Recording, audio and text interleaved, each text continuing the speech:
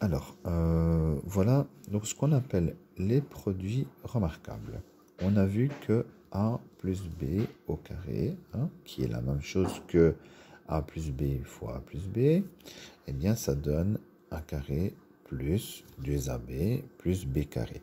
Je rappelle le vocabulaire parce que tu vas voir, ça va être très important après. On a un premier carré, le premier terme de la parenthèse au carré, le deuxième terme de la parenthèse au carré, et ici au milieu, on a ce qu'on appelle le double produit 2 fois le premier fois le deuxième.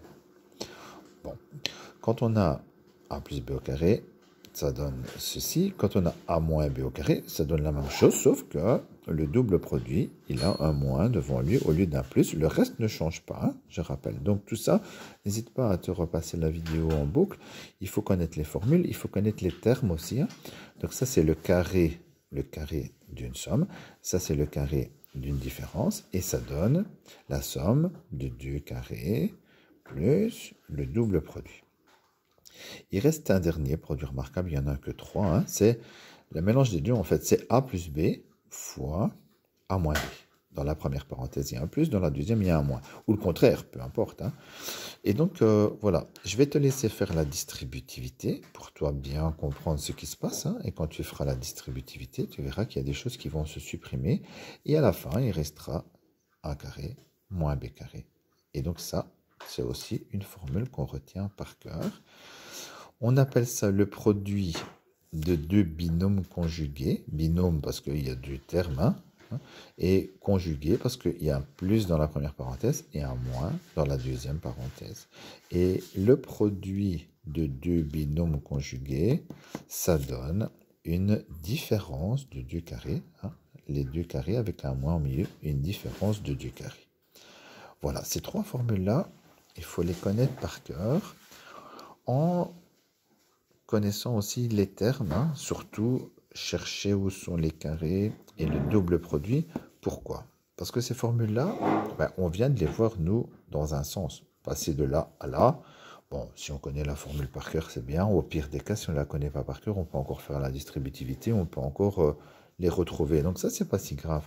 Mais le problème, c'est que des fois, on passe de là à là. On passe de A plus B au carré à ça. Hein, c'est ce qu'on appelle effectu. Hein. Donc, on passe d'une multiplication. Ici, on avait une multiplication. Le carré, c'est une multiplication à une somme. Et par après, on fait la factorisation. Et la factorisation, c'est le contraire factorisé. Hein. Dans factoriser, il y a facteur. On passe d'une somme. Donc, on a ça. Hein. Ici, une addition. On doit bien regarder si on a bien 2 carrés, si on a bien un double produit. Et puis on se dit, ah oui, si j'ai 2 carrés et un double produit, ça veut dire que c'est un produit remarquable. Et donc je peux transformer ça en ça. Quand je passe de l'un à l'autre, ce n'est pas un calcul que je fais, c'est juste une transformation.